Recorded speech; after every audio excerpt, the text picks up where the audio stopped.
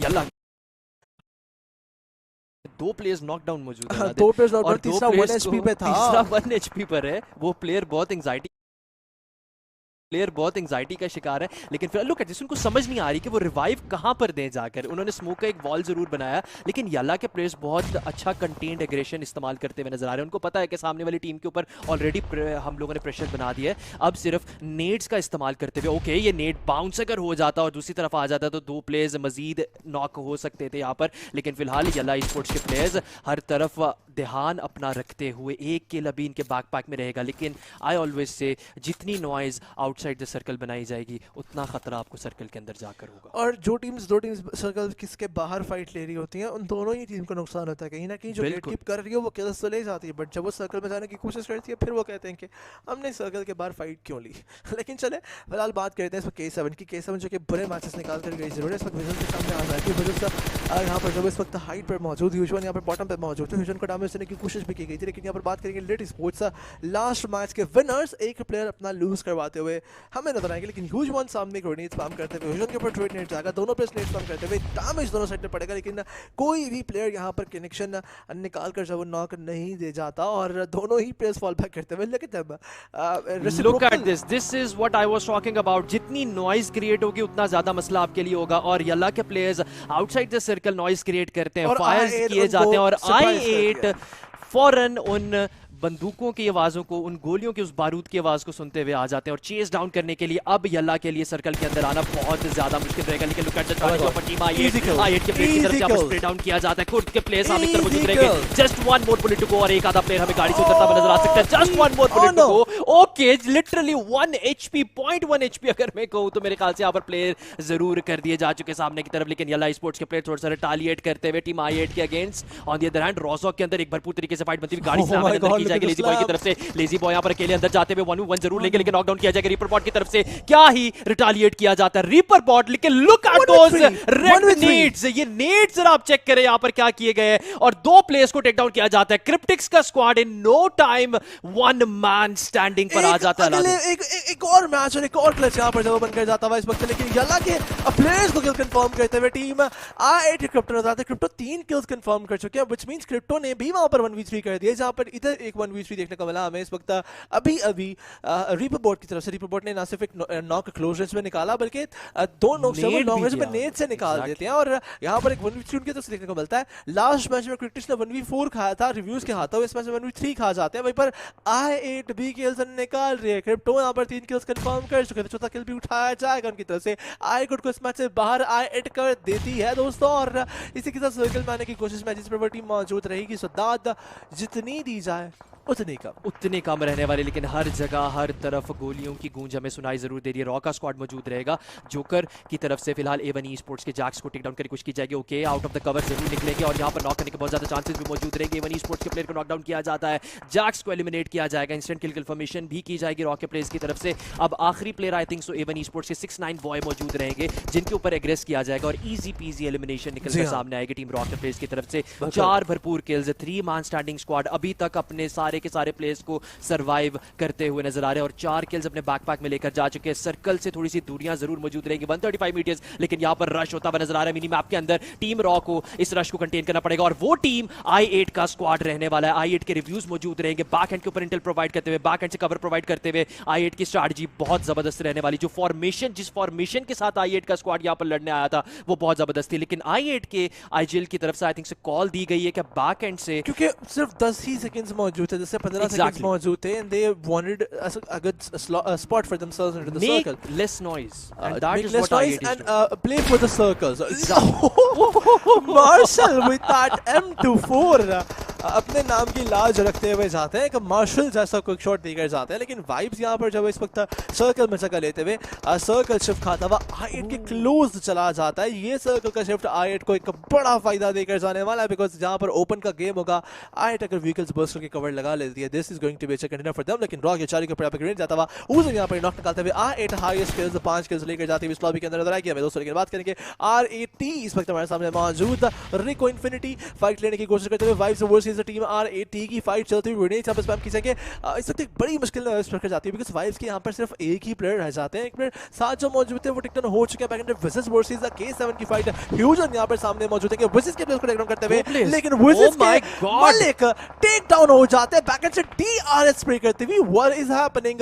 Kill feed इस वक्त 420 की स्पीड में जाती हुई और कुछ समझ नहीं आ रहा यहाँ पर क्या चल रहा है। बिल्कुल, लेकिन यहाँ पर नसर का स्क्वाड भी किलफीड के अंदर उन्मा होता हुआ नजर जरूर आएगा। लेटी स्पोर्ट्स के प्लेयर को टेक डाउन किया जाता है। हर तरफ एक टीम दो टीम से फाइट लेती हुई नजर आ रही है। लेटी स्पोर्ट बैक एंड के ऊपर स्टॉलवर्ट स्पोर्ट्स से भी फाइट लेती हुई नजर आ रही है और साइड पे उनको थर्ड पार्टी किया जा रहा है। एक पीछे की जो एक टीम रहने वाली है, आई थिंक सो 2 से 3 टीम्स की जद के अंदर लेटी स्पोर्ट्स का स्क्वाड आता हुआ नजर आ रहा है। K7 का स्क्वाड मौजूद जरूर रहेगा यहाँ पर। सामने की तरफ रिको इन्फिनिटी जो कि अपने एक डिप के अंदर मौजूद रहने वाले हैं। ऊपर से DRS का एक रश होता हुआ हमें नजर आ सकता है और हाई ग्राउंड एडवांटेज DRS के पास मौजूद रहेगा। 1 से 2 प्लेयर्स को तो in split second DRS take down करती हुई हमें नजर आ सकती है रिको इन्फिनिटी। अब मुझे यहाँ पर स्ट्रैटेजी रिको इन्फिनिटी की देखनी है अलादीन कि वो DRS का सामना अगर करते हैं और अगर कर लेते हैं तो that will be next level because ये रिच डेडली है, ये मौत को दावत देने में बिल्कुल ऐसा ही है। लेकिन वहीं पर R8 एक नॉक खाती हुई नजर आएगी। R8 क्रिप्टो यहाँ पर टिकन हो जाएंगे। क्रिप्टो का मेरे देना पड़ेगा। ग्रेनेड्स यहाँ पर स्पैम करते हुए इस वक्त रिको के ऊपर ग्रेनेड जाएंगे। डीएस के एज यहाँ पर ग्रेनेड फेंकते हुए ग्रेनेड्स जाते हैं, काफी लो किया जाएगा।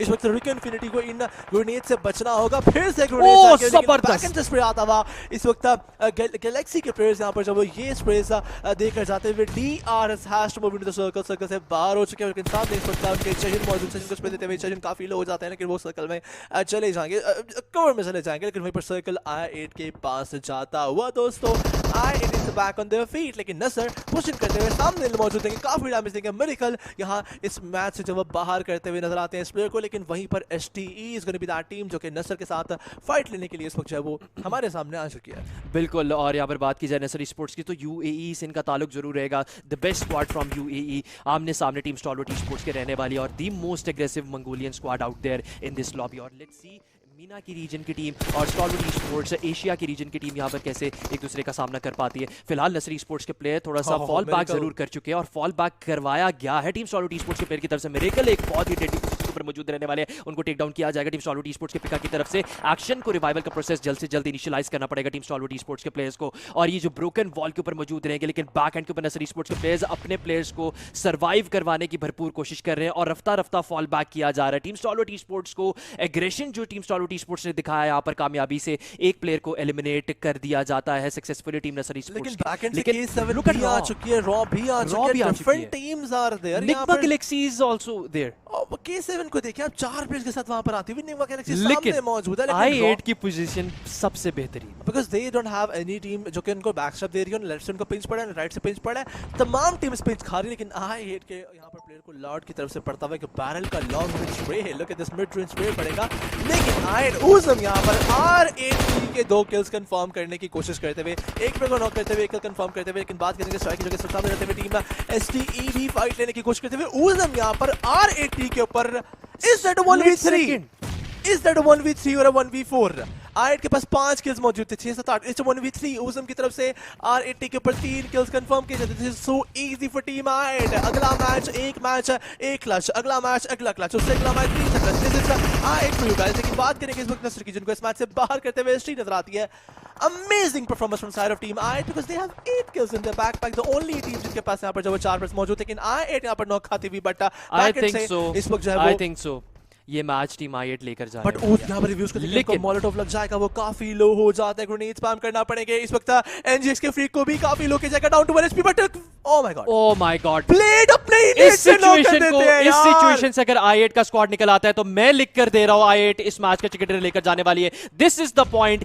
ये या तो आर या पार की सिचुएशन बन चुकी है, या तो I8 अगर इस सिचुएशन के अंदर अपने प्लेयर्स को सर्वाइव करवा लेती है so this will be the chicken dinner for them. I repeat, लेकिन अगर यहां पर I8 का स्क्वाड एक भी प्लेयर को एलिमिनेट करवा देता है या 2 प्लेयर्स एलिमिनेट हो जाते हैं तो टीम I8 की कहानी खत्म होती हुई नजर आएगी। नेट्स का इस्तेमाल किया जा रहा है, निग्मा गैलेक्सी के ऊपर सारी रिस्पांसिबिलिटी आती है कि वो I8 के ऊपर रश करेंगे या नहीं करेंगे। नेट को किया जा रहा है, ज्यादा ओवरकुक नेट ये ना हो जाए, लेकिन नेट जाएगा सामने की तरफ। क्रिप्टो के बिल्कुल पाव के ऊपर ये नेट जरूर गिरेगा। नेट से तो नॉक नहीं होंगे लेकिन बैक एंड से टीम स्टॉलवर्ट स्पोर्ट्स क्राई का स्प्रे आएगा और क्रिप्टो को लो एन एचपी जरूर कर देगा। नॉकडाउन कर दिया जा चुका है टीम I8 के प्लेयर्स नॉक होते हुए और 2 से 3 स्क्वाड्स के क्रॉस हेड्स के अंदर आते हुए K7 का स्क्वाड भी मौजूद रहेगा। I8 को यहां पर एग्रेसिव स्टार्ट अपनाना जरूर पड़ेगा। नेट इस्तेमाल किया जा रहा है, ओपनिंग को स्पॉट डाउन किया जाता है ब्लेड की तरफ से।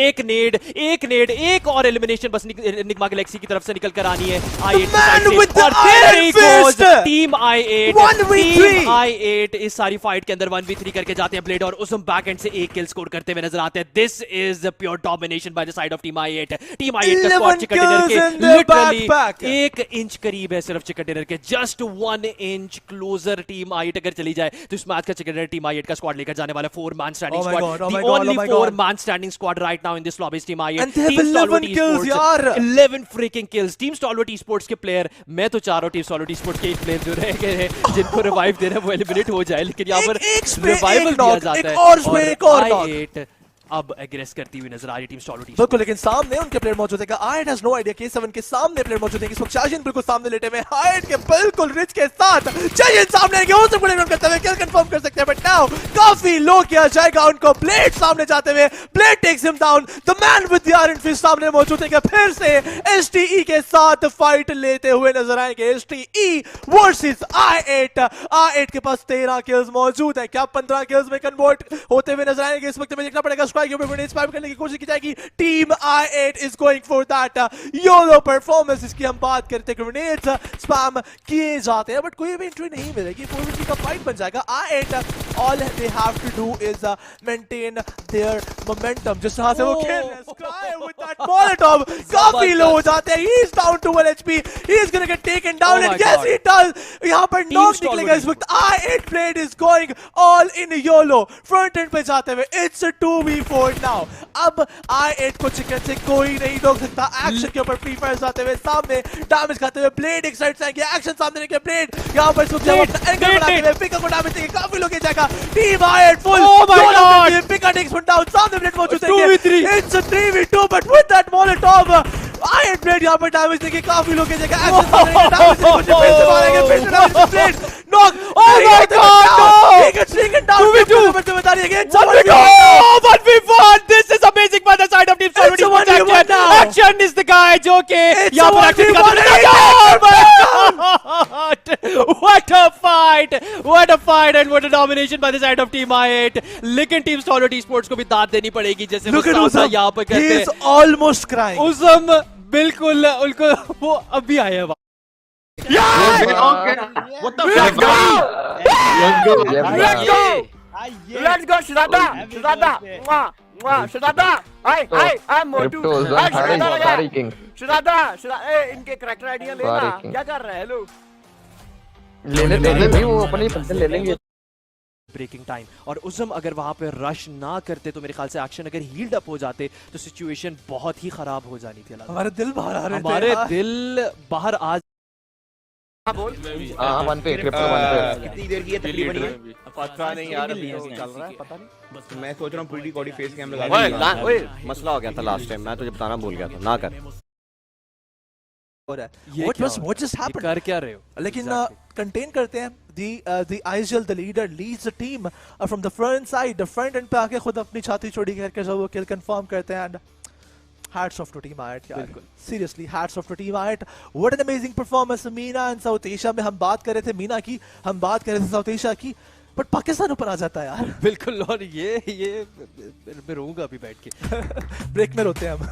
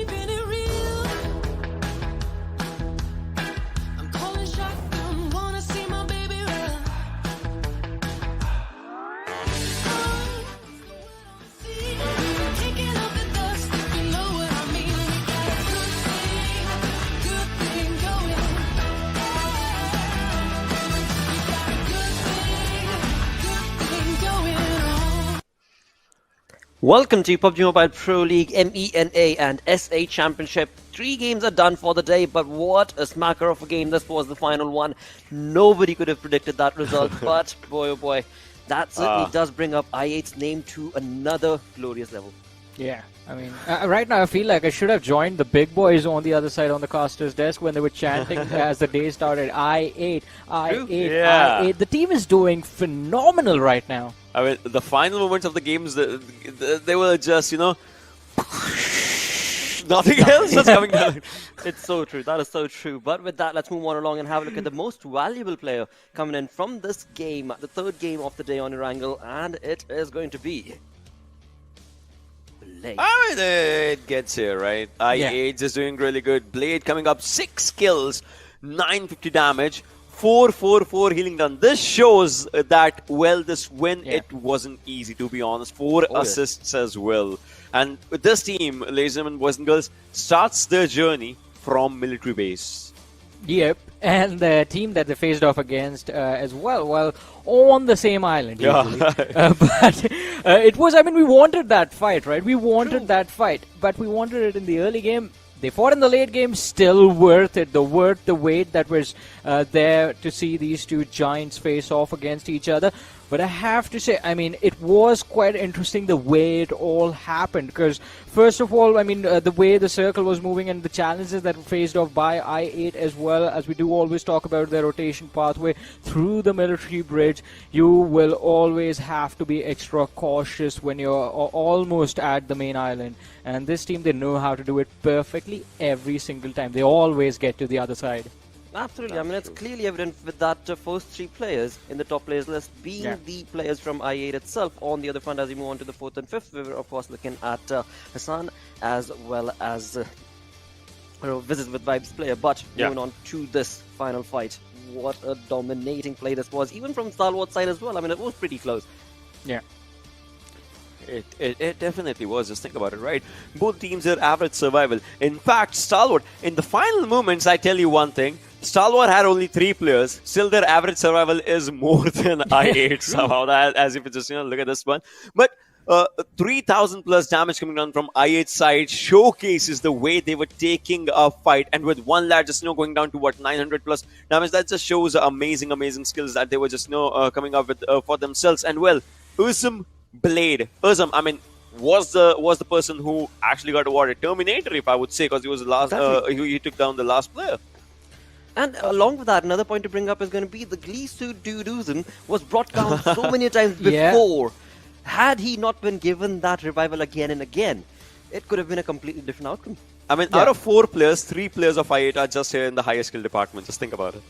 Yep. And the damage as well. I mean, we do see Blade, who's in Crypto being there. So definitely a wonderful performance from this team. Think about it. Performance to the lobby. Usam is there. On the side of i8. Usam is there in the most grenade kills. Usam is there in the most utilities. Usam is there in the highest damage. Usam is there in the highest skills. Well, Blade and Crypto are there in longest distances. They had the area for themselves. That's the points. I mean, 16 kills along with the chicken dinner, 31 points to this team. Perfectly said by Ocean. It's just a complete dismissal of all the other teams in the lobby from i8.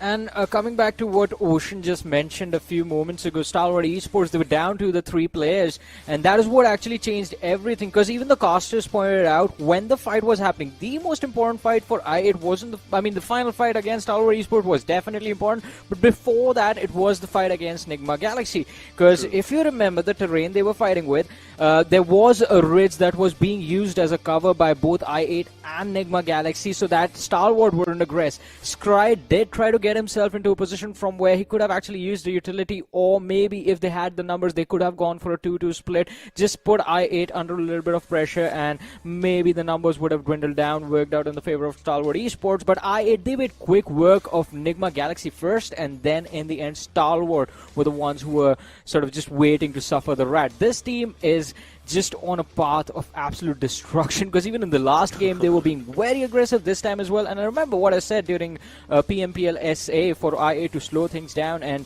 be a little bit more controlled. This time I would say, lads, it's time to go all out. And they are. That's true. But you know, again, this is where I just get down to a few things. Well, now we're down with 3 games, right? Yeah. Vibes still just no, they're kind of struggling. Not exactly though, but they're kind of struggling. And if we talk about Cryptics, right? Not exactly the kind of gameplay that we were expecting from this team. Yalla's just here lit. Well, they had a really good game for themselves, but then things, you know, it's kind of a curve that I would like to see from down to up to down again. I don't know.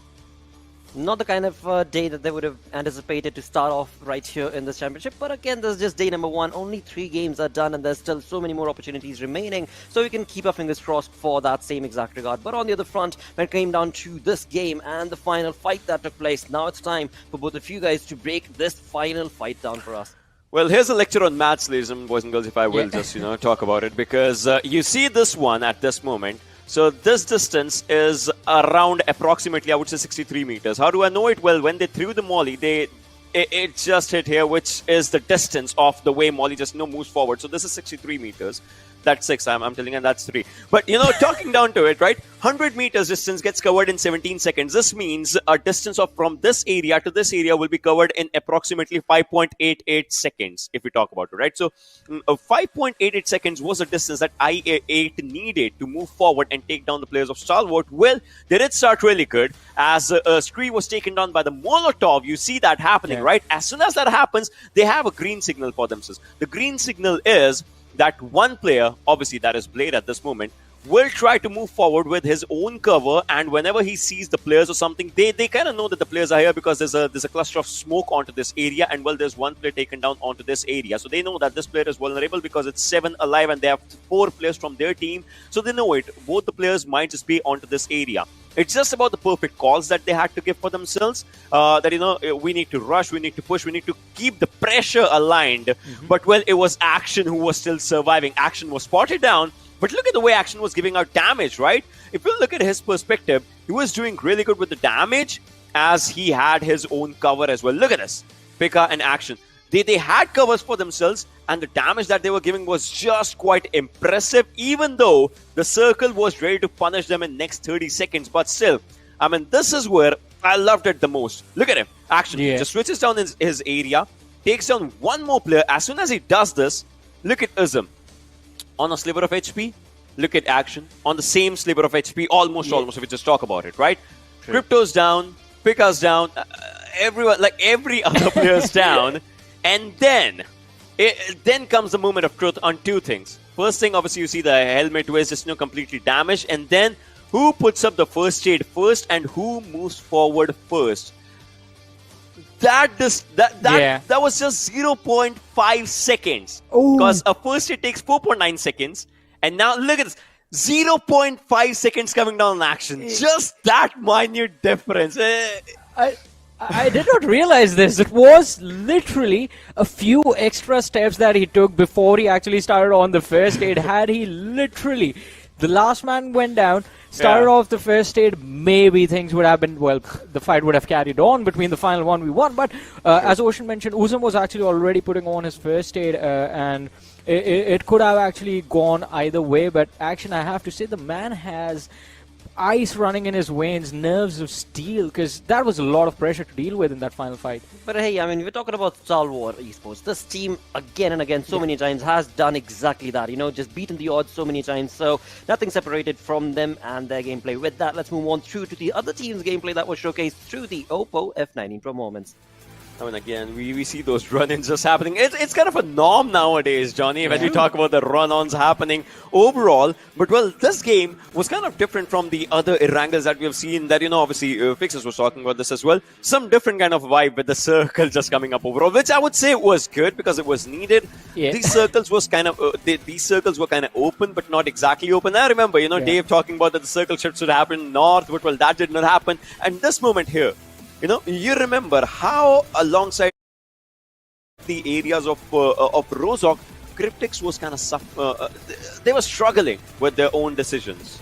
Yeah, not just Cryptics though. Yalla Esports have been in a world of trouble as well as far as their previous matches today have gone, and it is going to be really interesting to see how the teams actually do plan on bouncing back and bring themselves back into the tournament, because again, some of the best teams from the MNA region, and we did not expect them to have these sort of performances. But again, this was the fight that I was talking about. I8, that was the opportunity for Stalwart Esports to actually capitalize and push towards I8, because they were distracted by Nigma Galaxy for so long. But again, the numbers disadvantage holding them back till the final moment, and then just a few extra steps. Now the few extra steps to get behind cover and then put on the first aid, costing the chicken dinner in this match. But still, kudos to I8 Esports. Incredible run so far, and I want this to go on for the next matches as well. It probably will. It definitely will, in fact, because of the gameplay that they've showcased already till now. With that, let's have a look at the damage histogram coming in from this game, and an interesting play being showcased as we start the conversation on from the right-hand side of the teams.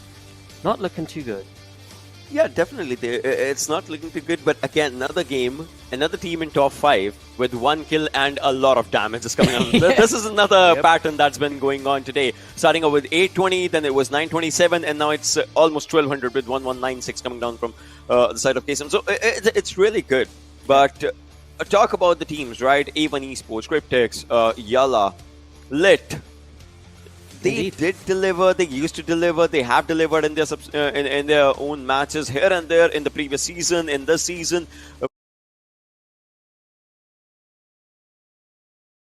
But now, I don't know. I mean, we know what's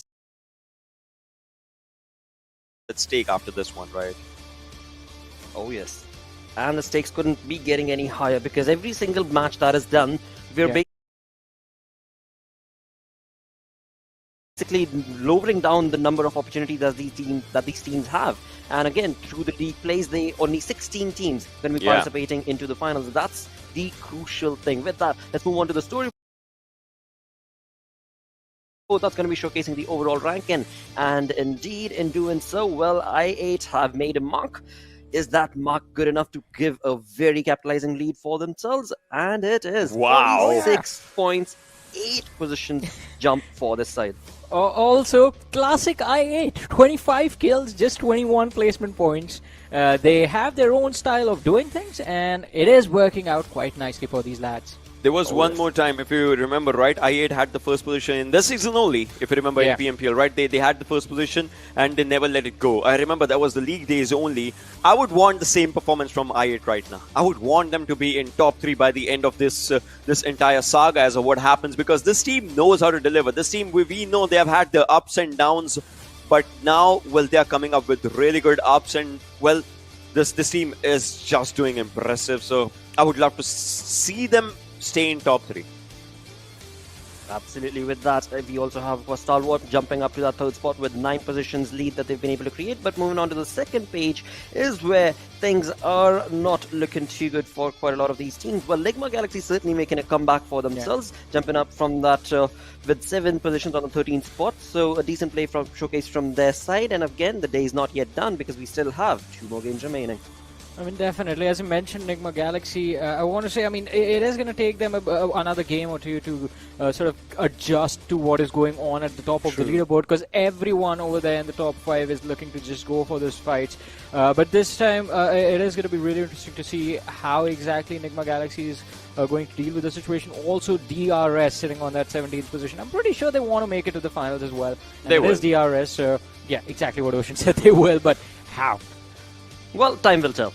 For that, time will tell. But right now, we just incredible fight that was showcased from these two sides, Stalwart and I8. That was exhilarating, but the exhilaration does not stop right there, because now we move on to a very special thing that I am honored to announce. It is the PUBG Mobile Reunion Party. Yep, you heard that right. The Reunion Party. And what all does this include?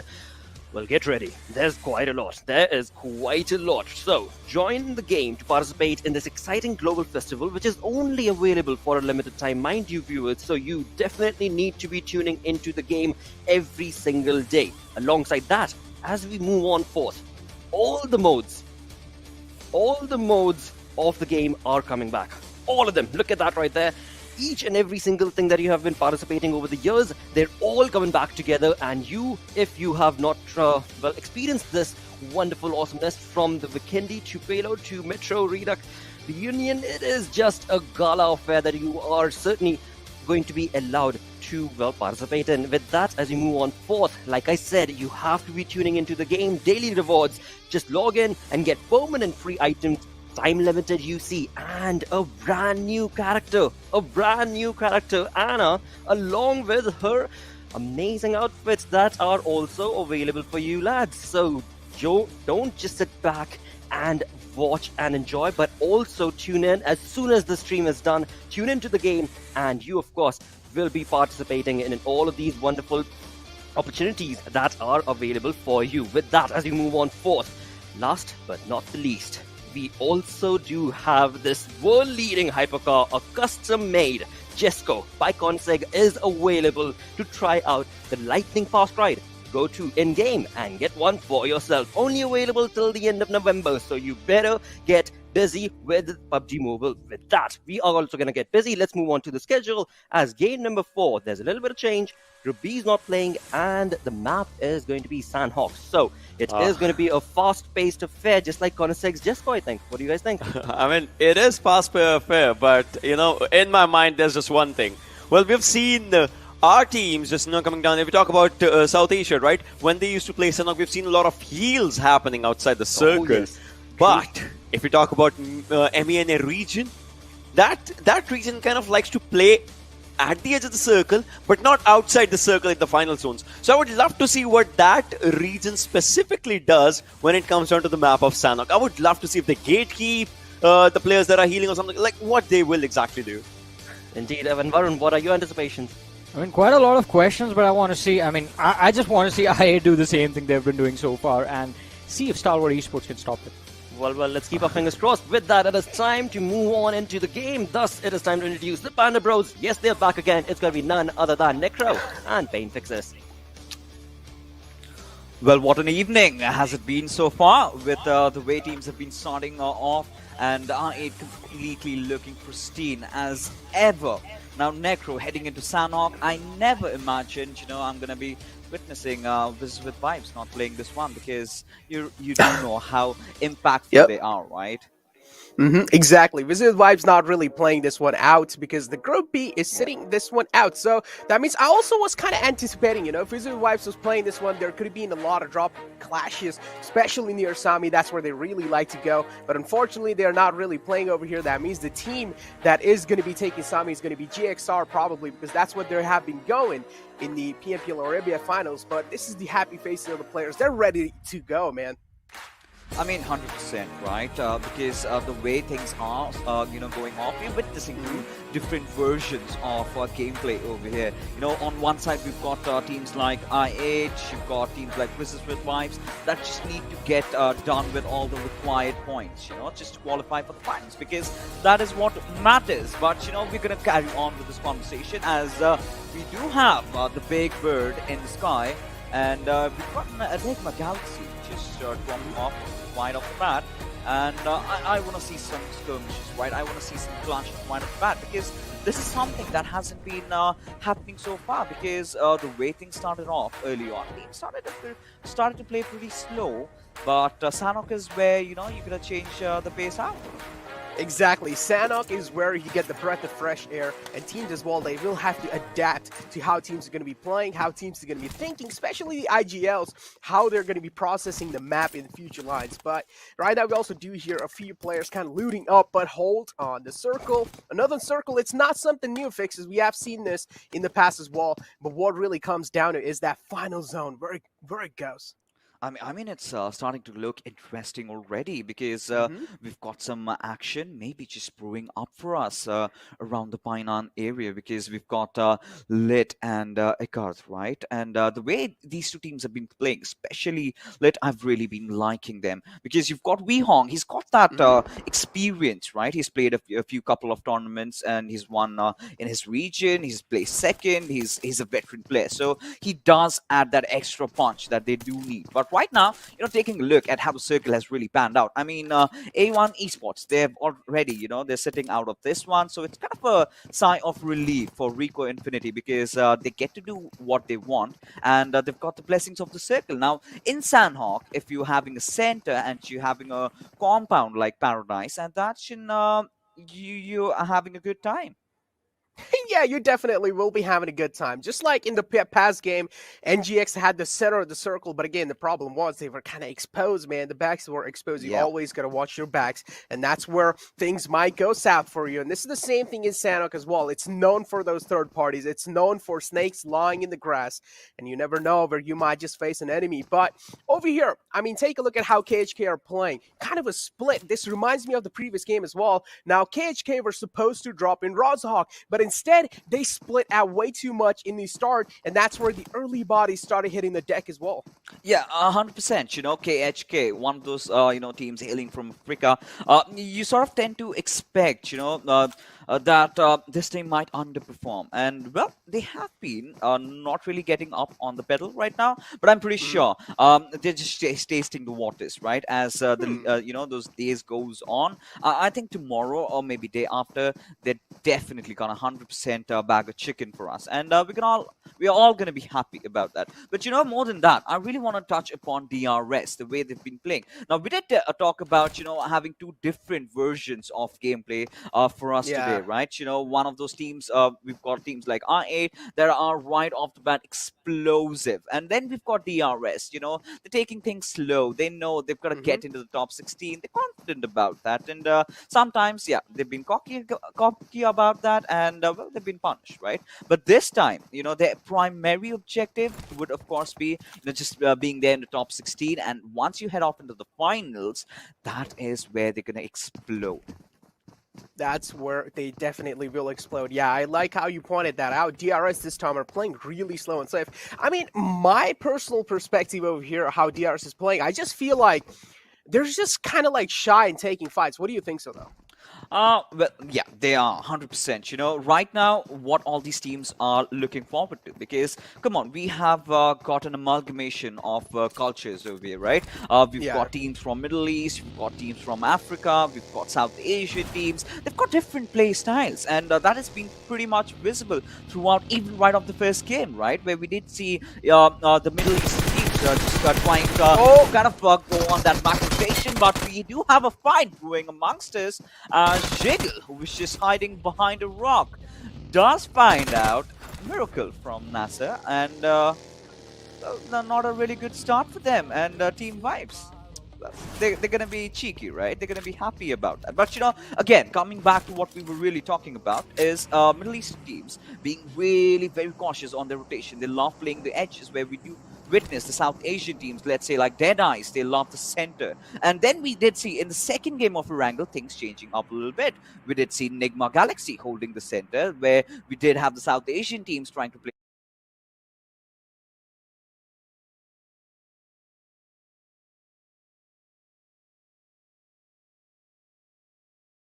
around the edges, the peripheries. So, these changes that are being made, this adaptiveness by all these teams, I'm really excited as to where it all ends down to. Exactly. I'm pretty sure each and every single viewer as well is really excited for this game. Probably they have been waiting for ages now at this point, and finally we are seeing these competitions in front of our eyes. But hold on. Seems like Sudor, they have spotted Lit out. Lit. They're looking pretty good inside this game, but hold on. Not anymore, as Mercy...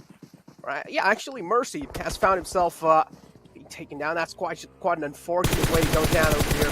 And Lit, again, they're quite separated out, so that's not really good. It's a 2-2 split, and this is where Sudor capitalizes onto it. They realize Mercy is knocked out. There's only one more lad in the compound. Emperor is trying his best to hold the fort down, but is he going to be able to do so? We'll find out in a few seconds. Oh, we certainly will be, because, taking a look at Safe, I mean, that is one of those things about Molotov, right? It does not ricochet. Had it been a grenade, I think Emperor was also done so. And finally, Cotton is going to do the explodes the players of LIT. Now, the way this thing started off, right, Lit did manage to drop off at Painan, but look at how things have happened. The fight eventually took down someone towards the eastern side of Ruins. Now, quite an exciting start to the game so far, I must say, because considering how the past 3 games have been, I was starting to get worried. Why aren't the teams fighting? It's the first day. You're supposed to be going aggressive.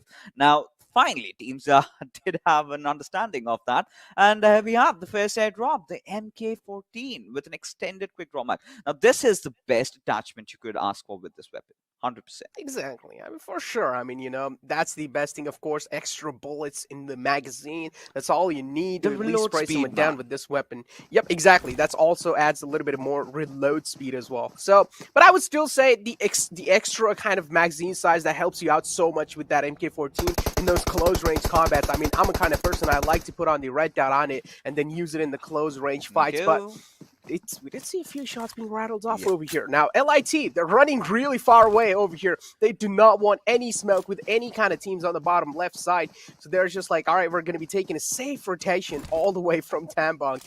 They're just in a no man's land. They're so scared at this point that they don't even want to be anywhere near any teams.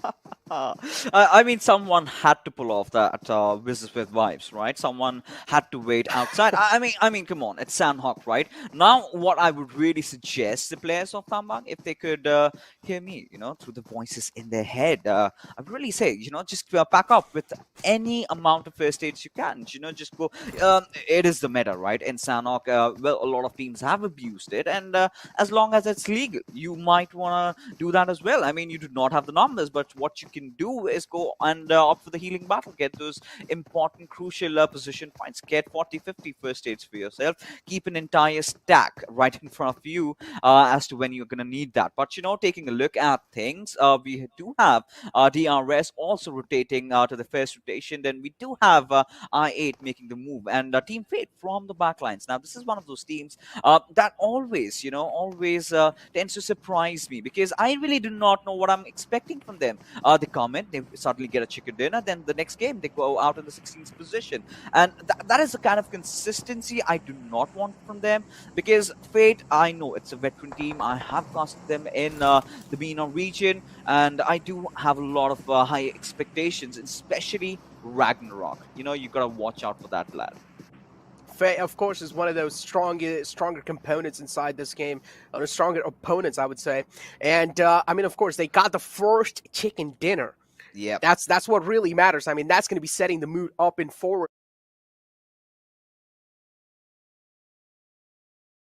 But then later on in the second game, instantly fell down in those early stages of the game. That's not what you really want. Getting from all the way top up and then falling all the way down bad. That's where you got to question their consistency. But hold on, we also are going to be talking about that, because it's just the first day, right? I mean, we can't really judge a lot of things about it. But again, you don't really have a lot of days fixes, and you gotta capitalize on each and every single match. 100% agree with you on that, because you just have 4 days right now. The task is rather simpler, because all you have to do out of 20 teams, be in the top 16. At least carry yourselves to chicken dinner, and the remainder of the matches have a decent 3 or 4 points, and you're looking at qualification 100%. So the experience bunch, they figured that one out, right? The desk was getting really concerned about DRS, Nigma Galaxy, but I do know at the bottom of my heart, it's not going to be a big concern, at least as of now. That's for the 4th day. That's for the last day. That's where we start worrying, because right now, I'm here to see some fights. I am here to see some really different approaches to the game, because the circle so far in the past 3 games have been so refreshing, right? Every single circle being something new, and these teams are having such tough time figuring that out. But considering what we do have in front of us right now, this current circle, I mean, Paradise Resort is where it should be heading out, but we know it never does. Yeah, something like that you can say. Rico Infinity is the one who has the entire side of Paradise Resort in their heads. Take a look at that vibes. They'll almost silenced the rookie over there, but Assassin took a few shots, instantly backed off in cover, did realize he doesn't want to overcommit over here. If he goes down, it's going to be putting his team in a little bit of more panic mode. And Fate is this team that they're going against. It's not a team that you want to challenge a fight like that, up on up, aim duels. And I mean, of course, Vibes as well, they have all star lineup. So this fight can be a worth watching fight, but again, they're really far away from each other. So I just think they're just going to be tickling each other a little bit. Yeah, I mean, just making their presence felt. They do not mean harm right now, unless not until they just go head on. Just trying to apply that extra bit of pressure. But we do have Starwood making the move, right? They've left boot camp. They're gonna take those compounds just beside it and try to keep the center as much as possible. As Ragnarok, just what I was telling you, need to watch out for this lad. He does, take a few shots at Assassin and has managed to, dwindle him down 50% HP. Of course, he's gonna heal himself up, but now Vibes, they've got to be extra careful. Stalwart Esports have a pretty good position. They have the entire hill for themselves. Looking pretty good over there. But, so you can take a look at Lit as well. Now, in the start of the game, they were looking pretty much like extroverts, and now they're like introverts. They just don't want to be with anyone. They just want to party for themselves. They want to stay away from the crowd. And they're just like, all right, guys, we're going to be taking our sweet little time. We want to find as much as loot as possible. Probably those first days, as you mentioned, the heal battle has been one of those things, especially in Sandhawks, that has been prioritized a lot, especially by a team like Wizard Vibes, which is not really playing over here. Yeah, I mean, with Vibes, this team, man. I mean, you even talk about the MENA champions, right? You've got Cryptics and Wizards with Vibes, two of these teams that, well, we never really thought we would be witnessing. But that has been the underdog story so far. And well, that has been so beautiful, right? The way they've been playing. Now, they've got two different styles of gameplay. Now, Cryptics, they've had a really interesting roadmap, right? They were known as Road to Glory, and they did play the Arabian region last time. And I, in fact, did also cast them during the World Invitationals. And then we did witness, the rosters being shuffled out. I do not know the backstory, however, but they had to rebuild themselves up from scratch. They did play the CEOs. They played really well over there, heading into the Arabian PMPL. We did have them rather having a slower start, but in the finals, when it all mattered, Wizards with Vibes and Cryptics both stepped out. And for Wizards with Vibes, that was more of a Cinderella story, because no one ever anticipated that in those last two final games, they're going to be taking the final laugh. Exactly. For Wizards of Wives, they're more kind of like a thing where it's a dream come true, right? I mean, they didn't really think that they might just be the one, because none of us thought that. Let's be honest, none of us were counting them in. We all thought that, okay, maybe it's going to be the DRS, who probably comes out all the way on top in Season 4. But then it was just Wizards of Vibes, and we all were just completely shocked. We all were surprised, and I mean, they deserve each and every single inch of that victory. But for now, we got to get our heads back in the game over here. I8, I mean, after that banger of a win in the past game, their morals are going to be boosted up. Their adrenaline might be high as well. All-time high over here. And they're also on a high ground a little bit. They do have a decent amount of info with this one. They can see all around them. And that's what you really need, especially if you're I8s, because we know they do want a little bit of blood on their hand. They certainly, I mean, it's the fact they're playing right now, and yeah, Crypto is looking so sublime. And not just Crypto, right? You've got the Blade, you've got Refuse, you've even got Uzim stepping up, clutching it out. Now they're in hot form, right? They're not scared of anything at all. But, that is where it does not have to end, right? They've got to keep this sort of a gameplay going on, right? They've got to do the same thing in the finals, because, well, they're the best from the Pakistan region. We 100% know that. But they've got to be the best, not just in the South Asian anymore. They've got to be the best in the Middle East and the NA region as well. These conglomerations happening, so many teams playing with each other, different, play styles. This is what we love, right? Everyone being united by the game. And, well, if anybody could, represent Pakistan on the global stage, has to be these four lads. At least now, right now. That's for sure. I mean, I8, especially inside such a huge competition, getting those big numbers in their backs already in the first day, That just shows how confident they are inside this lobby. And this also means that the research behind the entire day is proven true. But we talk about trying to kill, taking a little bit of dig onto DRS. The down man needs a hand, but that's not really going to be possible, at least for now. And this is how the one-man score actually did go down. The entire squad was almost about to fall down. And, well, this is the prime example of map like Sandhawk. You can never know where people are hiding, because Sandhawk is just a map that is so close, that's so small and composed, especially in the late games. Each and every single compound, you will have to know that it's probably taken. Oh, the down man is finally back up on his feet, so DRS are going to be having a little bit of smiles on their faces, maybe. Maybe not for long, because I do see Team Vibes, you know, just closing in from the backlines. Now they are just going to get sandwiched so badly, because, well, Nima's gone down before he even gets a, the res. The push is going to come in from T2K as Johnson falls down as well at this stage. Does get rid off, but Martin Ninja is trying his best over here to keep things alive, and there he falls. And DRS, I mean, they're having a really bad day. That's even got worse. What's going on? DRS are falling down like rookies over here. No one's scared of DRS at this point.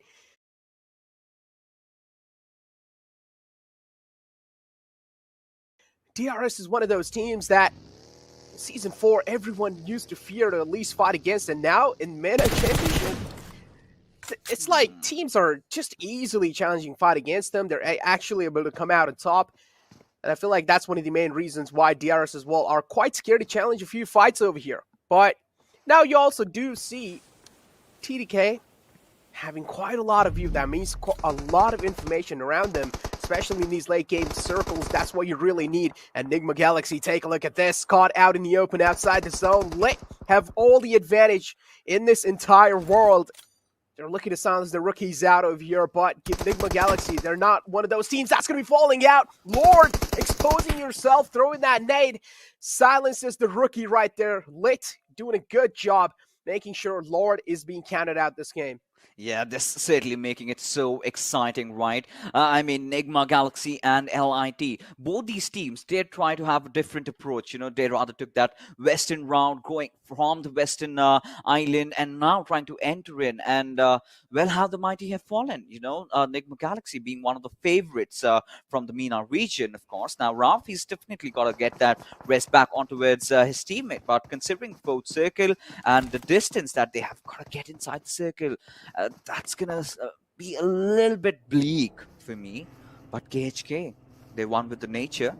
They're sort of trying to approach Team Raw. Now, Raw looks completely fresh because they've had that roster shuffled. Now, B-Shaw getting knocked out as, well, Pennywise is going to take one more player down as another assault. It's going to be assault as Joker just spawned out another player over there. Does manage to get the knock, but Pennywise still just prone in and gets spotted as well. Joker doing all the heavy lifting, but for how long? Joker being the hitman inside this fight. KHK falling down like dominoes. What's going on, KHK? You need to get yourself together. You got to hold the nerves and show your gun skills on the enemy team, but that's not what you need right now. KHK doing a good job with their utility usage. It's going to be Lewis who finds a confirmation for himself and also takes down Chari. Now Joker is the man under pressure. He needs to do something. He needs to pull off this clutch. If he's not really able to do so, Lewis is just going to rub the salt on their wounds. Yeah, they certainly are. And this is the moment where I really want Lewis, you know, just to get past over his fears and maybe try to lob a grenade at Joker's direction. He's definitely going to get that, but no. Before that, wanted to heal himself up, and Joker, being the smart one over there, being the brave one over there, does get the final kill. And that being said, I8 look to be in a little bit of trouble as they go up against Ickard, as Eswar does manage to take one more, and is just right out thrown in the open, gets punished from the backlines by Skeeton. Now this is where hell breaks loose. This is where hell breaks loose, and well, this is the stereotypical Sandhawk over here, ladies and gentlemen. Third parties coming from each and every single side of the map. Rico Infinity, you know this team, they do like to play on the edges, but I also don't like the separation coming in from the side of Rico Infinity, but it's fine. That also means that one lad in is kind of holding that compound over there right on the edge lines. Take a look at Legend though. Oh, so low on his HP. Barely managed to get back in the cover. Cryptics have their eyes locked on to Fragboy from Deadeye Skies. Fragboy needs to make sure he's playing this one out as safe as possible. You know, this had to happen, right? You know, so many teams on that eastern peripheries, they had to lock horns, and that's why they witnessed the bloodbath. But Marshall, to spot out Fragboy, will make no mistake in taking him down as Cryptics. Now they're getting serious, right? They're playing for the objectives. They've managed to get that one knock. They know this fifth circle, there's no chance that they're gonna get the res up, as Jiggle will manage to take one more for himself. As Rico Infinity, they do bite the dust. They do bite the dust, and well, that's not really a good thing. Rico Infinity, they still do have one more lad up on his feet, but there's still a down man. And take a look at this. Cryptics now, they need to make it inside the zone, but they're also taking a lot of zone damage. As one more falls down, Marshall as well goes down, the IGL's down, he needs some help. Vibes as well taking a lot of shots on themselves. So much blood being drawn over here in these final zones, and this is what it's known for. Assassin now looking to get his man up on the feet, but is that going to be possible? That's a question what we're wondering. Stalwart Esports spotting a few teams out in the front lines. The circle shifts all the way out in the open in no man's land, and these teams looking to make it inside. But the main problem is there's no cover available in the late zone. I feel Stalwart, man. I mean, considering the position that they have, there's no one behind them. They're going to have no issues getting inside the circle, right? But at the same time, I'm really excited to see this fight breaking down. And there you have it. Scurry just spotting out Hassan from afar, and makes no mistake in taking him down, putting him 6 feet under. But right now, what is going to be really important is that northern side area that we do have, as we do see a few teams, first aiding themselves. But right now, Stalwart, they want to engage against I8. They're already marching at Uzum's direction. Now they smell revenge. They want it, but Uzum does not back off without a fight, as he gets it trade, as he does manage to get it off with that grenade. Considering Blade changing his position, this fight has been reset, and it's looking better than ever. One man being knocked out from the side of Stalwart Esports, but it shouldn't really be a sign of worry for them. Easily able to get that man up, back on their feet. Easy there, soldiers. Oh, Stalwart Esports, you got to play this one out a little safe, because the wall of death is coming right behind you. Make sure each and every single step you take should be for success. Take a look at that NASR. So lucky. That one man is down so low, but finally he has been shut down, and it's all down to I8's Vibes and Stalwart Esports. As you mentioned, this is what you were really opting out for. Stalwart Esports, they have the man advantage inside this entire final zone. Oh, they certainly have. Now, Uzum, all by his lonesome, he's just trying to, get the second position at the very least. Now I8 has already qualified, but for Stalwart, it's not just about getting the first spot. It's just not about having the highest skills. It's about sending a message, right? They are, of course, repping the Mongolian region, which we know is so aggressive, but we did not see a lot out of them in the finals, right, of the South Asian region. So this is where they need to redeem themselves, and what a good start has it been so far. But Assassin, know how good this lad is, as Action just jiggling around, and will get the final kill and his revenge. As well, there you have it. Stalwart finally getting the chicken dinner, of course, after a very good effort in the Erangel game. Now the boys do seem happy. They definitely should be happy. That's a huge chicken dinner as well. And we were talking about how Sano can be one of those games that can be, circle favor as well. If a team is being favored by the zone, the chances are pretty much high of them actually winning this. But Stalwart Esports, they were always on the edge of the zone. They were also struggling trying to make it inside, but in the end, they just had the man advantage. They did a good job making sure they stayed as a unit, they stayed together, and that's what got them this victory. Yeah, 100%. When a lot of teams were just rotating around, this is where we've got to give props to teams like Vibes and I8, considering how far they were from the zone, they did still, put up a really good fight. But Stalwart being really lucky from the very start, they had the center for themselves. They just had to move one compound and they realized the zone is forming next to them. But that is the beauty of Sandhawk, right? And we love all these fights, but that was still the fourth game of the evening. Right now, ladies and gentlemen, we're still not done yet. We still have one more game to go. But what we're going to do right now, especially for a short little break, because right after is the desk coming to break the fights down.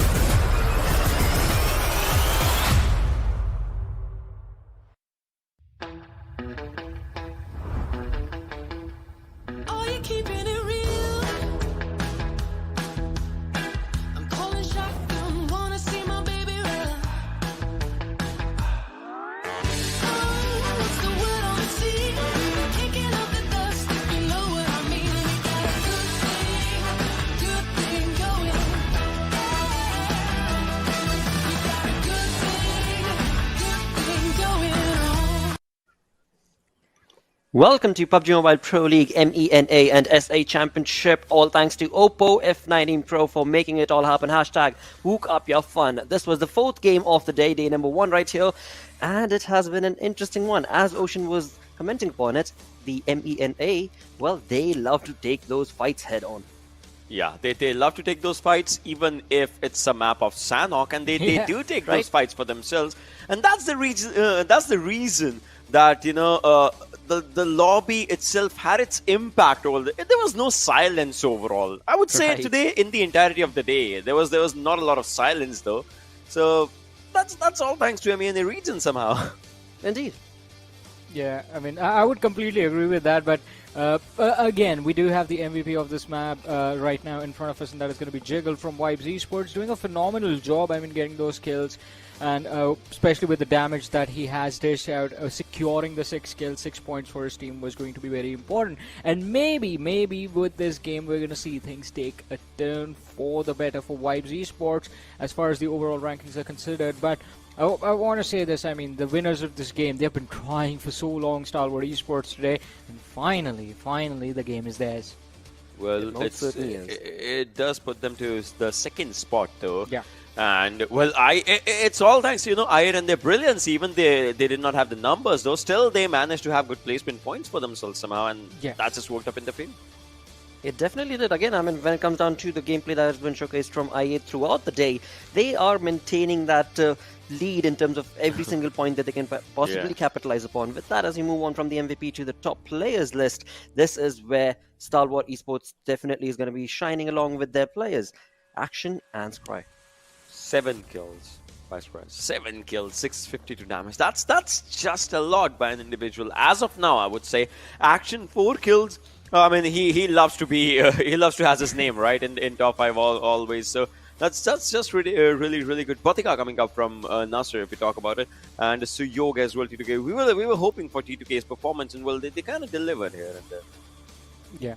I mean, I completely agree with what Ocean said, but I have to say from Nasser Esports, Batika, it was just a matter of time before this team starts to pop off. I mean, we know the caliber of players they have, and slowly and steadily, as they do get used to the sort of play style and the pace at which teams like Stalwart Esports, teams like I8 actually do like to play, I think they're going to feel a little bit more comfortable, and that is when we're going to see them get into their own zone. But looking at this head-to-head, I mean, Stalwart Esports, they were playing at a whole different level throughout this game. Throughout the day, they have been doing their own thing, and it has been working out quite nicely. But Wizards with Vibes, again, sort of a uphill battle in this matchup, and that has been the story for them throughout the day. So maybe tomorrow we're going to see a good recovery from Vibes Esports, and I want to see them make it into the top 5 somehow. Well, why talk about tomorrow? There's still one more game remaining. Oh, yeah? We might just anticipate that Erangel to be YB Sports' lucky charm and bring their gameplay all around. Maybe. But with that, it could be the case. It's all speculation right now. But moving on to the facts itself, we've got the map summary right here on our screens, where indeed you talk about those kill department and the highest damage. I mean, it has been an unexpected Sandhawk game. Well, yeah. I mean, yeah, because me and Ocean, we have had this conversation for a while now that Sandhawk is where you see the most aggressive teams take a back foot, and this time things were looking different. I mean, everyone just wanted to go for those fights.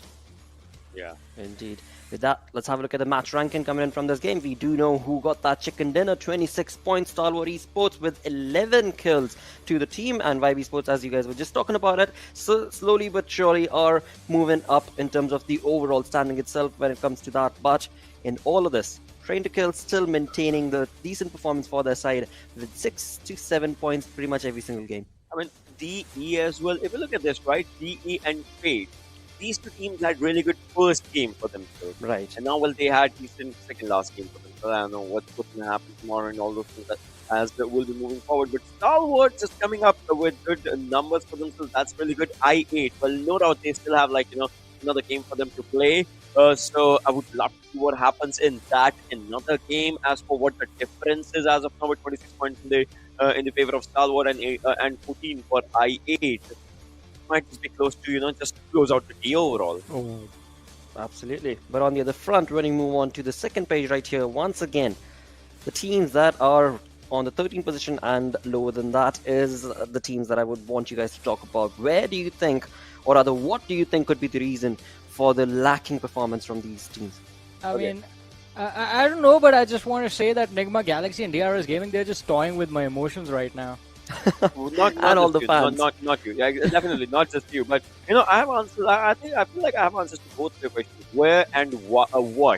Right. So where is always about the early game movements, and they are not engaging in fights. If you look at this, they are being taken down in the fights. That means they don't want to process the fights for themselves in the early sides. That's one thing that is happening. And why? Well, they just want to feel the lobby for the first day. That might just be the reason. First day. Understand testing the waters and all, but exactly. They should test the waters. That's what I want to say is at least test the waters.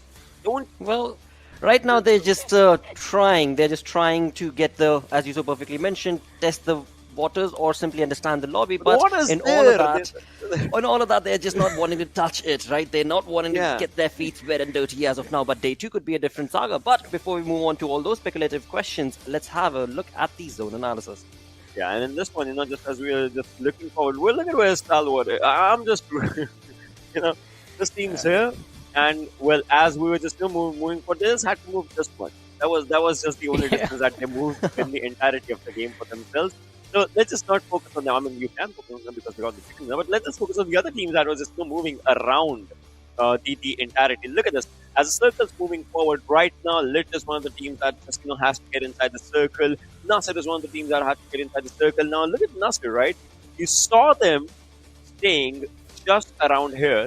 And well, look at the rotation. This, for me, I would say personally, well, they might have thought something that we would just go from the back line.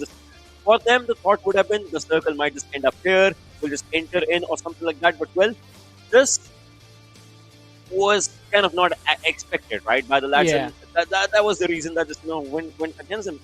Yeah, I agree with you. I mean, but this play, I would say that it has an insurance policy as well, because it is the early game situation in which they decide to rotate wide, and that sort of allows you the opportunity, because even if you miss the circle, even if it shifts to where you were not predicting, yeah, you will have the opportunity to sort of sneak in and find a safe haven, and that is exactly what they were aiming for.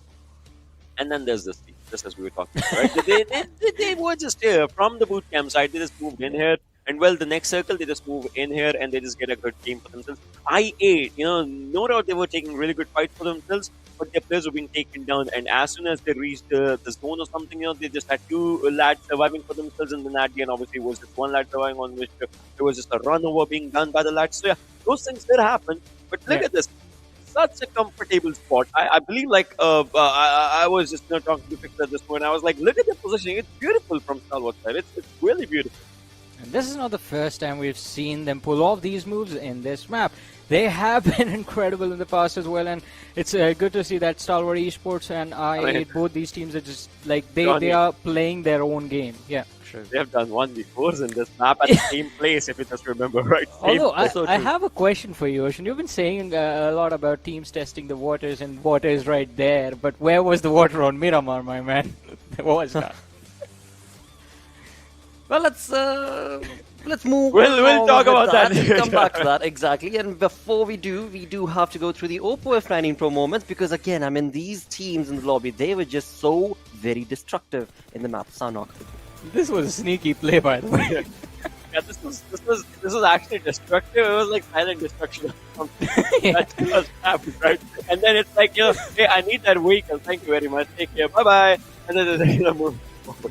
Gotta save the buggy. Make sure that you don't, by mistake, blow up one of the tires while you're taking down your opponent. And that was quite nice to see. But I mean, from this point onwards, we saw I8 sort of get into a little bit of trouble, and we've always talked about this. When you take a fight on Sanok, you make a lot of noise, and that just means that if you are forced to move out of your cover, if you are forced to rotate, a little bit of a distance, you have to be careful that you make sure your front lines are going to be cleared up.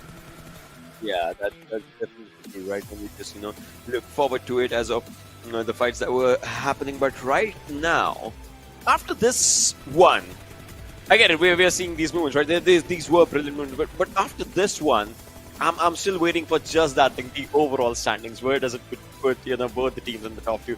Because that's going to be really close. I just believe it's going to be close. Yeah. And that is something that would keep the competition alive in the next game. And again, moving forward tomorrow overall. I mean, it is going to be fun. Tomorrow is definitely going to be quite this fun. jiggle was really good, Yeah. I mean, Action at this point is just showing off. They knew it was one lad. I mean, you know it, right? He loves to. He loves to. Always. No team, damn it. No team in with one kill and just, a lot of damage. This time, no team with that thing. But again, if we talk about it, right, T2K has been doing decent once again for themselves, but onto the central lines. I love the way Raw played their first game, but after that, I'm getting the glimpses of the previous Raw. Remember when they used to be in, 11 to 15 most of the times in PMPL previously? So I want to see more. Again, I don't want to, have that same vibe overall, to be honest. Well, we'll see again, because again, this is just day number 1, and all the teams are trying to just understand the competition, the lobby that they're playing against on the other front. As we were talking about that storyboard, as Ocean did mention what sort of a point difference is that going to be. I8 is still up on top, but only 5 points shy is going to be Stalwart Esports. You know what the difference is? It's one chicken dinner. Yep, it is. And I believe there will be one team that would have their second chicken dinner in the last game. Well. That is a very interesting crystal ball speculation coming in from the side of Ocean. But not these two. There are other teams as well. There are other teams as well. Well, that just leaves the 3 options, right? Yeah, 3 options. Stalwart and Fate. So he said not these two. That means Fate Esports. No, not just these two. That's what I'm saying. Not exactly that. Hey, stop manipulating. I'm going to twist his words the whole time now. But Vibes Esports, a good performance from them, jumping up to that 7th position, looking pretty neat right now. And again, the game and the day is still not done. Oh, well, I mean, second half of the standings. Now, things are still pretty close. We're just getting started, but it is, again, going to be really interesting to see how these teams actually do finish off their day, because 4 matches a day, you just have 16 matches in total before you head to the finals. Yeah, exactly. I changed my mind. It might be DRS as well. Might be. Might be. So you now want me to pass out, basically? Because imagine if they get in like top 12 by this one, or maybe top 10. It's close. It's really close. Yeah. Well, to get that perfect speculation brought onto the result, we do need to move on to the schedule, where Group A is not going to be participating this time around, and it is going to be Wrangle. So let's see if DRS will be able to bring that sort of a dominating play. Because again, I mean, we've seen them time and time again on Wrangle dominate so many times in the past, but today's day is looking a little dicey for their gameplay, but we shall see if it'll be theirs for the taken. What do you think, Johnny? I mean, I was just going to ask you a question since you're the man running the show. Do we take Fate Esports as Ocean's prediction? Because that is what I took from it. I want to ask you, what did you take from his prediction? As he said, like, oh, there's going to be second chicken dinner. It's not going to be one of these two. What do you think, Blotter? It's more of biting your own tongue, right? Like Ocean predicted that, yep, all right, one of those teams who got the chicken dinner will be getting a second one. I mean, that's weird, right? On the safe side. If I take chances, that's wrong. If I don't take chances, Ocean plays safe. I mean, well. With that, we're going to get moving along into the game itself. The final game of day number 1 right here. It is time to introduce once again the Panda Bros, who are going to be none other than Pain Fixes and Necro to take you through this final game.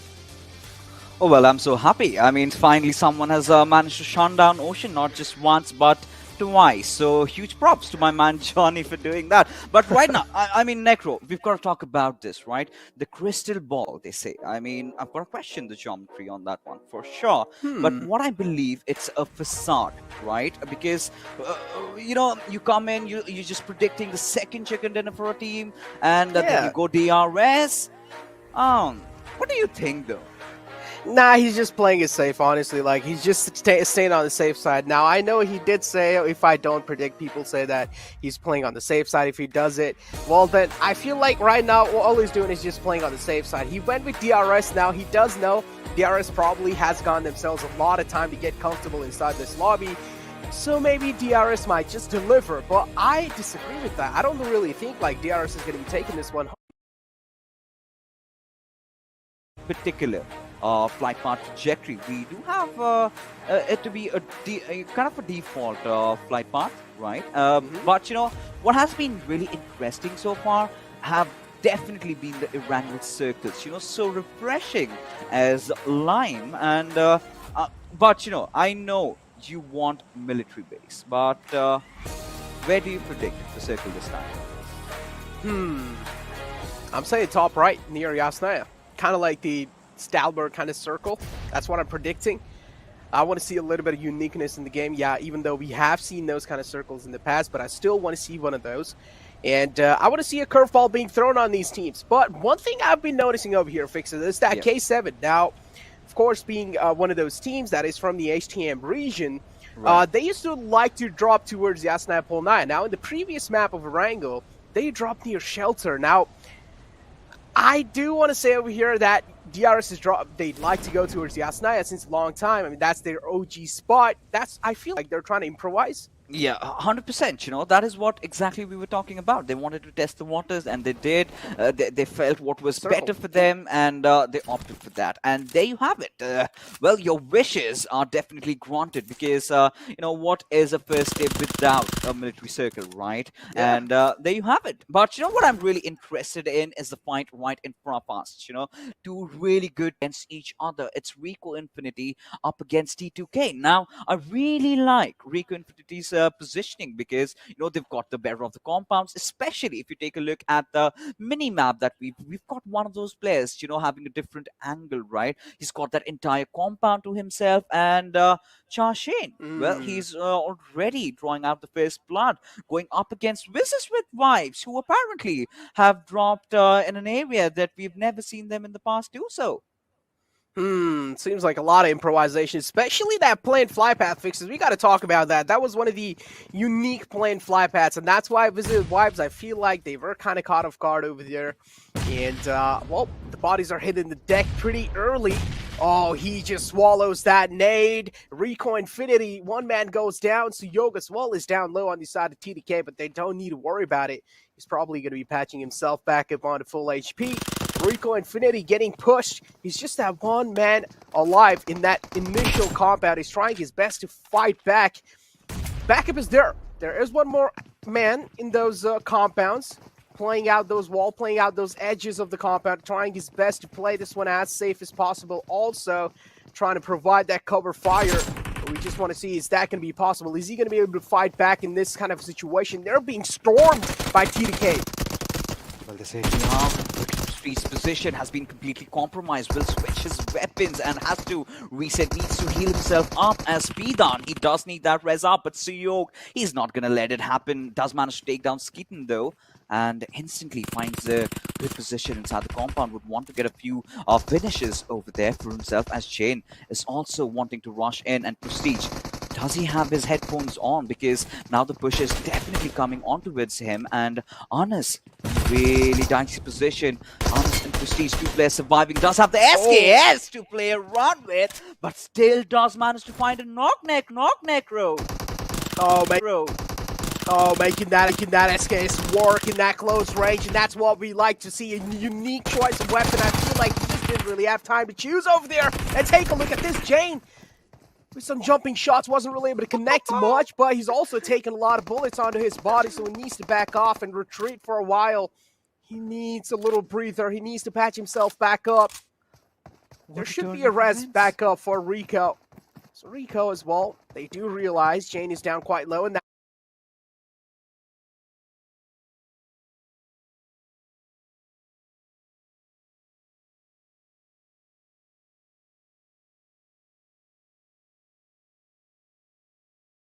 it seems like he has no meds. That's why he's just on run. And TDK, what's going on? Early bodies falling down for a team like TDK, and we're not really used to seeing that. Oh my goodness. I mean, the way it started off and the transition where we saw, right? You're not supposed to get cocky, right? T2K did exactly the same. And SKS, desperate measures, man. But we do have a replay again happening in front of us. But we do have I8 going up against A1 Esports. My man Fuse is really putting up a fight, but he is definitely outnumbered, and well, he did get taken off over there, but still Blade doing the job, and R8, they've been looking very promising. They had needed his SKS, but it's going to be Crypto who did come in for the clutch and did manage to get the final kill. And of course, we've got well, two teams eliminated already. And Rico Infinity, man, we've got to give it to them. The way they held themselves, the moment you need to hold on to your nerves, that is where they did, and were just a better team, right? T2K, they were just scattered along, and they realized they got a few knocks. They wanted to capitalize. They pushed in one by one. They did not push in tandem, and they were punished for that, and well, they deserve it. They definitely do. The fight between Rico Infinity and TDK definitely escalated pretty quickly, but I also want to talk about one more thing that I noticed now. Enigma Galaxy, they like to drop near Pachinki, but this time all the way down near military base. Now, I don't really know what's the mentality behind this one. Yeah, I do realize it's a southern circle, so maybe they just want to be pre-prepared for the things that might just be upcoming in the future. I don't know. Well, K7, they've got a lot of experience, right? Even Ocean did touch upon it, the World League, but Deadeyes, this is one of the teams that I'm really eyeing out for this tournament. The Chokers tag needs to go off, right? They always tend to mess up, but this time, they're looking determined than ever as Fragboy is just closing in, has managed to spot out Clever, though. Comes to the door. Does take a few shots and backs off, and then again tries to push in, but he's getting shot from elsewhere. Still manages to find a knock though, but can't his retreat in time. Exactly, Necro. It's invisible. His HP bar is invisible. Oh, these early fights. And I feel like the main reason behind this one is because the separation from a majority of the teams. For example, teams like Rico Infinity staying together, it pans out for them. Teams like Deadeye Skies staying together, again, it pans out in the positive side for them. And I feel like in these lobbies, staying together like a well-tight unit is probably the best thing you can do. If you separate out and if you get caught by anyone's eyes over there, well, that's where your glimmer of hopes just fades away. But as you mentioned, K7, of course, is one of those teams that is pretty experienced. Yeah. I also do want to see what they have to show, at least in the future lines as well. Now, DRS is one of those teams that Ocean and you opted out to at least like win this chicken dinner. So I want to see how are they going to be, you know, just proceeding in forward, because the blue zone, the wall of death has already covered them. They're trying to make it outside of that. They were probably. And how are they going to be rotating inside? You know, for me, I do not know if I am feeling it with DRS because, you know, of course, Ocean did, and we certainly tend to get together at times. But this time, you know, I'm not just feeling it from them. Maybe today is not the day where they woke up from the right side of the bed, right? You do have those gloomy days you want to really forget, and for DRS, that certainly has been. But you never know, because the kind of experience that they put on the table, the nerves that they have, you know, they want a chicken dinner, they know how to get it. But considering how the circle has really shifted, now this next shift is going to be really important. That sort of sets the tone as to where we're going to head up next. But well, that pretty much does not change anything at all. But still, you know, a little bit on towards the southern side, we've got, well, Enigma Galaxy already getting the better of the military base, but Ixie spotting out the players of NASA. But there you have it, you know, all of them just grouping up, going up that one lad, and will have no mistake in taking him down. Now, this is the problem that happens when, you know, you tend to wander off a little bit. You know, they were trying to ensure they had the better territory control. They wanted to have a few players at the military base. If the circle shifts there, we've got men. If the circle shifts outside the military base, we still had men. And, well, that sort of was the cause of his demise over there. I told you, man. The separation is not the key inside these lobbies. You always got to stay together like a well-knit unit. But Deadeye's guys, one of those teams looking to go inside or at least make their entrance in the military base. They will probably do so successfully without taking any kind of damage. They have a clear pathway in front of them. I also do like that they have one guy just swimming inside the military base, just making sure even if things get south on this boat, if everyone does get spotted out, there should be at least one man playing for the positions out there. But now if you also talk about how NASR took one of the mans out from Enigma Galaxy, that's going to be a huge disadvantage in the future lines for them. And they need to start adapting to how things are going to be looking like, because already a three-man squad in those late games, we do know how things can go south. And again, a separation coming out. Nima separated from the rest of the pack, and he falls down. Same thing goes with Vibes as well. Probeen being a little too desperate to confirm that kill. Oh, and he does get punished, right? DRS, well, you know, Nima is bleeding right now. Martin Ninja needs to get the res as he does step into the enemy territory. Well, we'll try to get the res instantly back up, as Vibes, they're doing exactly the same. Two big, you know, giants from the Nepali region, as AJ is trying to provide that quintessential cover fire. Does connect, and well, this is the bloodbath now finally starting up, as DRS slowly but surely picking up the pace, picking up the numbers, getting a few kills here and there. And now, well, K7, they've spotted them out, and DRS, they're lying right out in the open without any cover. Once the vehicles get destroyed, they've got no mobility with them, and K7 seems like they would really want to capitalize on the situation.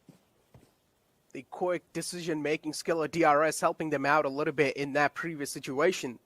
K7, though, keeping visuals on this entire situation over here, making sure none of the action is being slipped by their hands. Circle still pretty much well divided between two islands, but still, I feel like the chance of it slipping down towards military base are probably going to be more. Or I do want to see a Brit circle as well. What do you think, sir? You know, I really wanted to shift towards the northern side. You know, that would be absolutely preposterous, just the way we like our PUBG Mobile, right? But now we've got Zivi just trying to spray in through that murky smoke. We've got Mafia Ninja still knocked out. Nima is trying to create more soft cover so that, you know, he can get the res back up in time. Now, this is the moment of truth, right? This is something that everyone has been waiting for. And, well, not the kind of a shift that we anticipated, but a kind of a shift that we do love. Not a lot of teams over there. Enigma Galaxy needs to rotate in, but I8, you know, they've really got a very good round at the same time against Dolphin as Zevi just driving over, but eventually gets knocked out. What on earth is happening, Necro? K7, rookie mistakes being punished, the rookies being silenced by DRS, and they're like, all right, we are the real soldiers, and we'll show you how to play inside these kind of zones. Look at that, Jackson as well, pretty much being separated out. The separation, as I mentioned, is just not the key in these lobbies, man. You always got to stay together as a well-knit unit. Ziv 11 still being knocked out. They're trying to work upon him, but I don't really feel like getting the res back on him is going to be that easy. Look at the circle shift. You want to see another shift? That's what we're getting right now. A little bit of another shift. All the teams that were down south, they will have to move up now north. And here we also do see K7 slowly and steadily trying to get a... I mean, especially they're trying to do over here is they're just trying to create a cheeky angle on DRS. But DRS as well, they're not rookies. They are making sure that they're repositioning themselves after every single duel. You know, I'm starting to feel worried for both these teams, right? Because objectively, they're not achieving anything at all, right? Yep. Considering the position that they are in. I mean, unless and until the circle completely shifts to its north side. Because look at this, you know, Enigma Galaxy, they've taken a good spot. Team Fate, they are trying to swim through the waters. And the moment they step out, if they cannot get a good cover for themselves, they're pretty much done, right? So many teams on the northern side. Now, this is where I really want to see some late rotations coming in. I8, Uzim, in fact, rather spotting out Deadeyes, who apparently did take that water route, and one of the players has definitely fallen. Will be, of course, there in just a minute, because I really want to see how they're going to rotate inside the zone. Now, the only round that they can opt for is the certain one, but now we've got action right in front of him, and we know how explosive this player can tend to be once he starts feeling himself. Definitely. We do know action. I mean, he has some pure mechanical skills. He's got some cracked aim on his back to back him up. And T.I. Kurt, take a look at that fight being challenged. So bold with his decisions. Didn't even think twice when he pushed over there. He's like, all right, either I go down or the enemy man goes down, and finds a knock on the top. That's going to be giving them so much advantage inside a fight against Dolphin Esports. Can kind of separate it out from top there. Scry and action are really far away. I don't really feel like there's no glimmer of hope for Top to at least get back up on his feet unless Dolphin Esports just makes some miraculous plays happen. And take a look at T.I. Kurt, how they're playing this one out. There's one man all the way in the back lines creating the flank angle. Oh, well, certainly, and this is the kind of confidence I would love to see from, you know, Ekard right at this moment, right? The way they've been playing, and of course, it takes a lot of cojones to, you know, stand up and peek like that. Look at him, he's got no cover at all. This kind of confidence, and he's still not being punished. I mean, Starwards needs to start rethinking their approach. Of course, they did manage to get a beautiful chicken, but this is something that they really need to capitalize on. This is something that, you know, you would not be expecting from the Mongolians, because Ravan, look at him. He needs to, he's showing that willingness to address. He wants to bring the fight right at the face of the players of Starwood. I've never seen them being backed off like this. Exactly, Starwood Esports. They do realize their hopes are fading away slowly and steadily, but T.I. Kurt looking to capitalize on those knocks they found initially. Pika down low, that's the IGL right there. He needs to be safe and sound. It's kind of like a protect the VIP situation for Stalwart Esports at this point. Yep. They're trying their best to hold that site down, but the site falls in disarray. Enigma Galaxy, on the other hand, facing off against Fate, do realize they need movement. The circle has shifted down south this time on the melee base, and they're looking at just get themselves a little bit more better position inside the zone, and that's what I really like about Enigma Galaxy, just the adaptation that they're showing inside these games.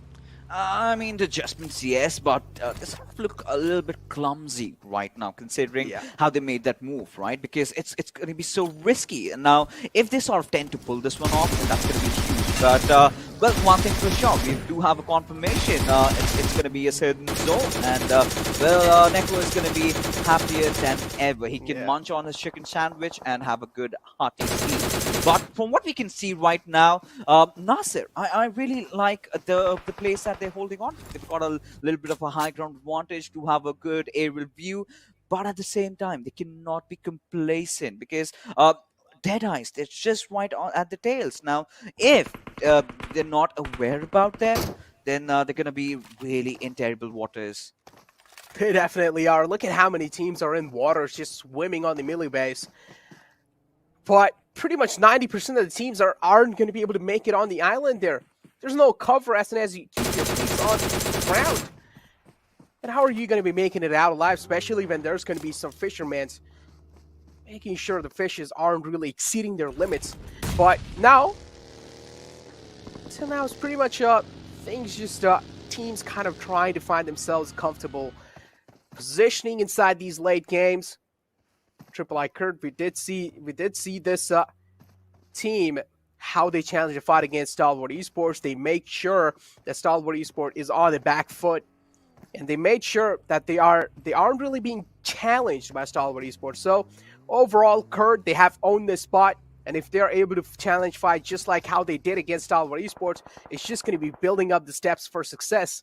Oh, well, certainly. I mean, I'm really impressed already, you know, with S-Rod making an appearance in this roster, and the way they're putting up, you know, they're not shying away from the fights. As, you know, Starward, they definitely have been the zone magnet so far, you know, back-to-back zones coming at them, and, you know, they've been making really smart moves, but, you know, still have lost out on a few numbers. That's a cause of concern for me. But now, from what we can see, a lot of fishes in the water as Crypto just cautious inside well, this little shack, and well, gets a few kills, and does manage to get a kill, of course. 7 kills already for Team I8, and they've lost out on Blade and Reviews. So we're gonna see a defensive approach from them right now, you know, just trying to get some good possession points, because in terms of kills, they certainly have gotten the marks. You know, anything above 5 is really good, and they're already sitting at the tippity top, so they really do not have to worry. But look at Assassin.